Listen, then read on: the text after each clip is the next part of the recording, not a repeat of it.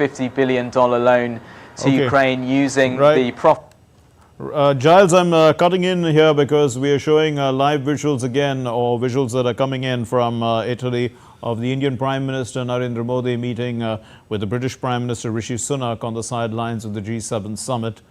And hopefully we'll be able to get some audio in, but the relationship, of course, between India and the UK is a time-tested one and dates back to many, many years.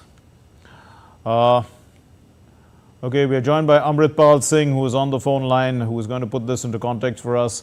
Amrit, so in the Prime Minister is meeting the British Prime Minister Rishi Sunak. Put this into context for us. The Prime Minister, this was the second bilateral of the day. Just after he met President Macron, he met with the British Prime Minister. Again, this was essentially to review the bilateral relationship, though it was a short meeting. But the two sides, did take a look at the bilateral aspects, but also did speak about what is transpiring here at the G7, where India has conveyed to President Macron, Prime Minister, conveyed to the British Prime Minister the Indian approach of a pacifist approach to the conflict and finding solutions within that framework rather than through military victory. This is a point that Prime Minister is expected to stress upon to all the Western Bloc leaders that he meets today. So that is what transpired at the meeting between the two Prime Ministers, Mark. Also, the two countries have a vision, I think, a 2030 vision, a roadmap. Also, they're looking to improve trade ties. These things don't really come into focus when you have a brief meeting like this, is it? These things are just touched upon, Mark, because you cannot go into details in just a 20-minute meeting, and this is rather a one-on-one meeting that the Prime Minister is having with the Western leaders. The details of a proper review and course correction, etc., takes place when you generally have your whole delegations meeting with concerned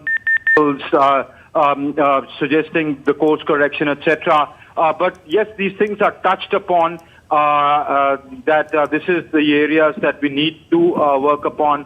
But as Giles was saying, the British Prime Minister goes into polls.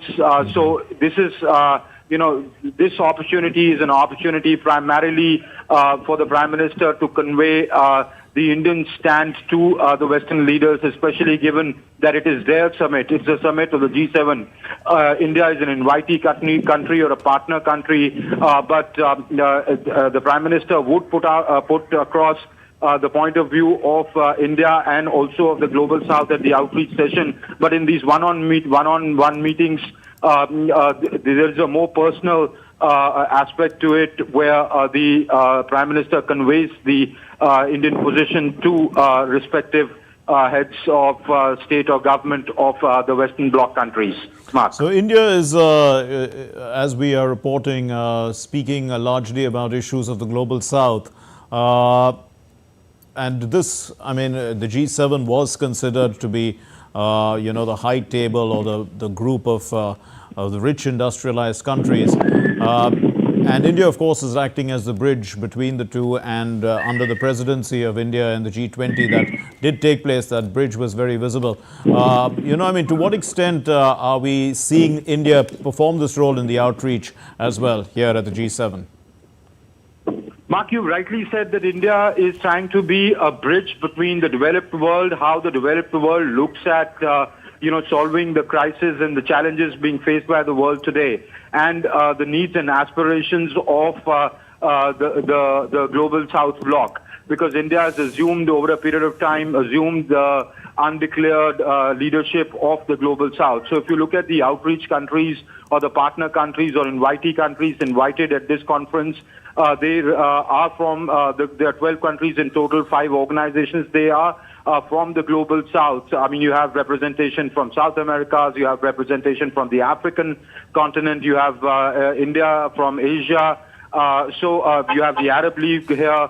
So clearly, and then of course you have the G7 countries, which are the most powerful, the most rich, the most industrialized economies of the world. So the approach towards challenges is what differs. For example, the Ukraine-Russia conflict. Their narrative and their perspective on it is primarily how Russia can be countered militarily, and but the global concerns are about the after effects of the ongoing conflict and the longer it drags. The effects of it are too much for the weaker economies to bear. Say about global supply chain disruptions, the food insecurity, energy insecurity. Right. We'll wait for the Prime Minister's intervention at that point in time. We leave it